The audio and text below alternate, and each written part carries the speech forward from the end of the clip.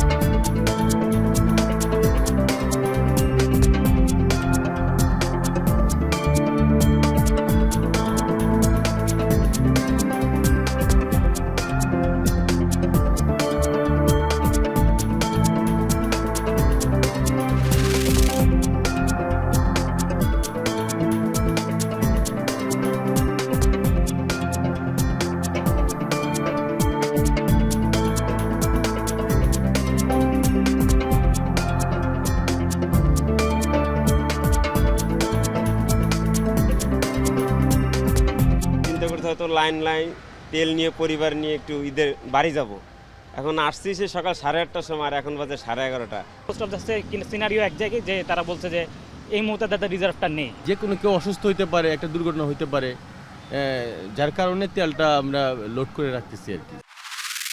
এটা সরকারের তহবিলের উপর অতিরিক্ত চাপ, সুতরাং এটা ম্যানেজমেন্ট করার জন্য আমরা চেষ্টা করছি, কারণ এটা কঠিন। এমনিতে বাংলাদেশের, আপনারা জানেন বাংলাদেশের অর্থনৈতিক অবস্থা খুবই খারাপ অবস্থায় আছে, এর মধ্যে এই অতিরিক্ত চাপ সকলে মিলে এটা সমাধান করতে হবে। সকলকে, সরকারকে সহযোগিতা করতে হবে, সহানুভূতিশীল হতে হবে, সংযমশীল হতে হবে।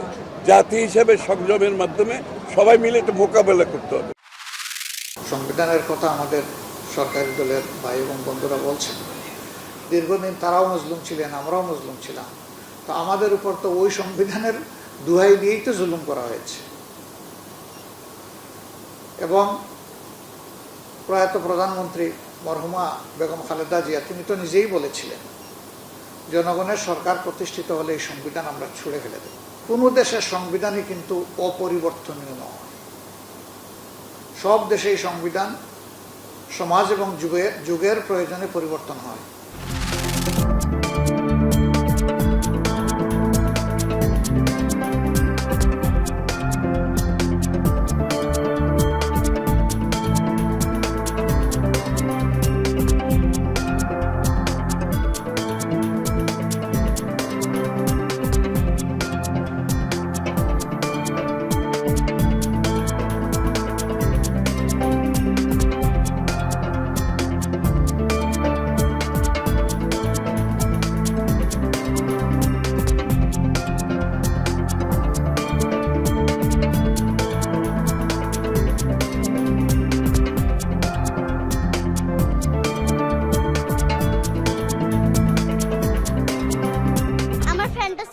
এসে খুব ভালো লাগছে।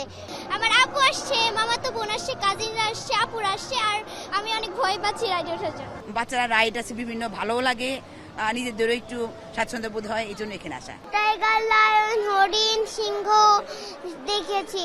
দমটা একটা অসাধারণ ছবি। প্রথম কথা হচ্ছে বাংলাদেশের পরিচালক একটা আন্তর্জাতিক মানের ছবি বানিয়েছে। শাকিব খানের পরে বাংলার মেগাস্টার কে হবে, তো সিয়াম আহমেদ একদম পারফেক্ট। ফুল ফ্যামিলি সহ ব্যাগে জায়গায় আসলাম, এটার জন্য পরিচালক এবং তার টিমকে আসলে ধন্যবাদ।